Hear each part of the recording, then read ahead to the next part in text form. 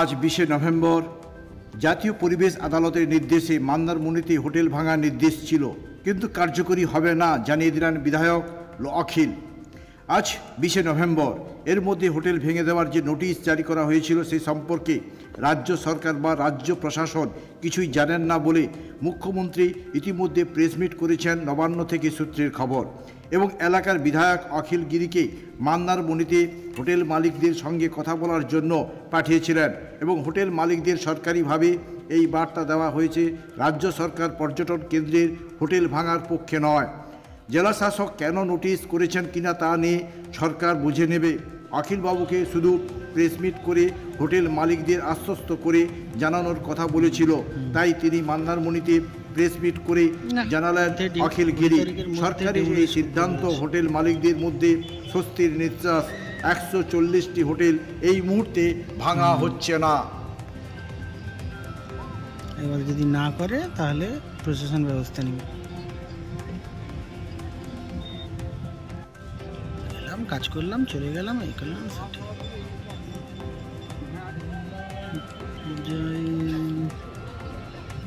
কি করবে এরা? হ্যাঁ, প্রচুর টেনশনে আছে এরা।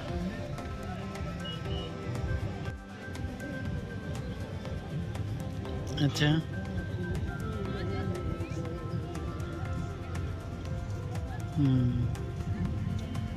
ছাড় তো, এগুলো আমি ভাবিনি, তুমি জানো ভালো করে।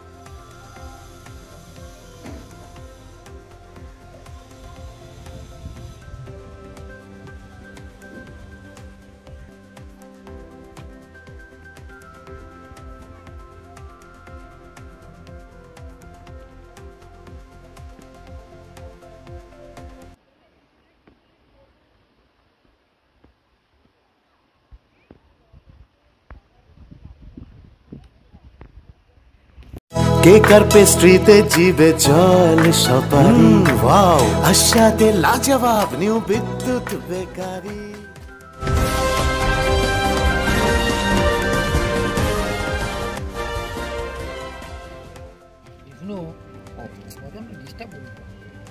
অফ করব লাইভ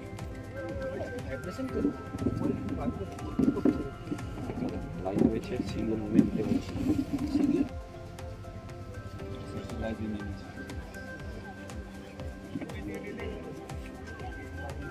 একটা মন্দারমণি আমাদের পর্যটন কেন্দ্রে 140টি হোটেল ভাঙার ন্যাশনাল গ্রিন ট্রাইব্যুনাল একটা সিদ্ধান্ত নিয়েছে, যে সিদ্ধান্তে রাজ্য সরকার অজান্তে আছে।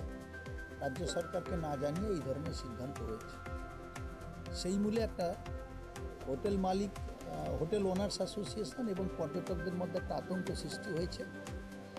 সেই কারণেই আমি নিজে এই এলাকার জনপ্রতিনিধি হিসাবে হোটেলার্স অ্যাসোসিয়েশন আমাকে একটা তালিকা দিয়েছিল কোন কোন হোটেল ভাঙা হবে। 140টি হোটেল, 140টি হোটেল ভাঙলে তো মন্দারমণি পর্যটন কেন্দ্র থাকবেই। সেই মতে আমি মুখ্যমন্ত্রী দরবারে যাই। চিফ সেক্রেটারি মুখ্য সচিব পশ্চিমবঙ্গ সরকারের মনোজ পন্তকে আমি একটা তালিকা তুলে দিই এবং তাকে বলি যে এই ঘটনা ঘটেছে। তারপরে উনি তালিকাটা মুখ্যমন্ত্রীকে দেন, মুখ্যমন্ত্রী আমাকে ডেকে পাঠান। ডেকে পাঠানোর পরে আমি যাই মুখ্যমন্ত্রীর কাছে। আজকে মুখ্যমন্ত্রী সরাসরি বলেছেন যে এই সিদ্ধান্ত আমরা জানি না, রাজ্য প্রশাসন জানে না, মুখ্যমন্ত্রী জানে না, মুখ্য সচিব জানে না। এই সিদ্ধান্ত কে বা কারা নিয়েছে আমরা জানি না। রাজ্য সরকারকে অন্ধকারে রেখে এই সিদ্ধান্ত যারা নিয়েছে, রাজ্য সরকার কোনো হোটেল ভাঙতে চান না, পরিষ্কারভাবে মুখ্যমন্ত্রী কথা বলেছেন। আমি ওনার নাম কোট করেই বলছি। মুখ্যমন্ত্রী বলেছে মন্দারমণিতে কোনো হোটেল ভাঙতে রাজ্য সরকার যাবে না, হোটেল ভাঙার বিপক্ষে, হোটেল আমরা ভাঙতে চাই না।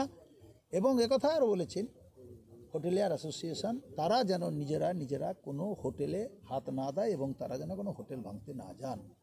তিনি একথা পরিষ্কারভাবে জানিয়েছেন। সেইটা আপনাদের মাধ্যমে সাধারণ মানুষকে, পর্যটকদের এবং হোটেলিয়ার্স অ্যাসোসিয়েশনের অনেক সদস্যরা এখানে আছেন, গ্রাম পঞ্চায়েতের প্রধান আছে, পঞ্চায়েত সমিতির কর্মাধ্যক্ষরা আছেন, হোটেলিয়ার্স অ্যাসোসিয়েশন আছে, তাদের সামনেই আমি মুখ্যমন্ত্রীর এই কথা, এই সিদ্ধান্ত আমি বললাম আপনাদের কাছে যে সরকার এখানে ভাঙতে আসবে না, সরকার ভাঙতে চান না কোনো হোটেল, আপনারাও কেউ হোটেল ভাঙবেন না। গভর্নমেন্ট যদি এই সিদ্ধান্ত নিয়ে থাকে তাহলে সরকারিভাবে প্রশাসনের নোটিশ কেন? সে ব্যাপারটা আমি জানি না, মুখ্যমন্ত্রী যেটা বলেছেন সেই ব্যাপারটা আপনাদের জানালাম। কোথায় কে নোটিশ দিয়েছে সেটা আমি বলতে পারবো না, যে নোটিশ দিয়েছে তাকে জিজ্ঞাসা করবেন। কিন্তু মুখ্যমন্ত্রী যেটা বলেছেন মুখ্য সচিবের সামনে, তিনি যেটা বলেছেন আমি আপনাদের মাধ্যমে সেই কথা জানালাম। দাদা, একটা বিষয় অভিযোগ ওঠে, হোটেল মালিকরা অন্তত বারবার বলছেন পর্যটন শিল্পের যেখানে বিকাশ চাইছে রাজ্য সরকার, সেখানে মন্দারমণি, তাজপুর বিভিন্ন জায়গাতে এই গ্রিন ট্রাইব্যুনাল বারবার অভিযোগ করছে বা পরিবেশ আদালত মামলার চিঠির মুখে পড়ছে। তার পাশাপাশি সিআরজেটের যে একটা নির্দিষ্ট মাপ রয়েছে বা নির্দিষ্ট পরিসীমা রয়েছে, সেই পরিসীমার কতটা তারা কিন্তু জানেন না, যে কারণে বহু হোটেল তৈরি হচ্ছে এবং প্রশাসনের খাড়ার মুখে পড়ছে তারা। এই বিষয়টাকে কবে, এতদিনে কেন ডিমার্কেশন করা গেল?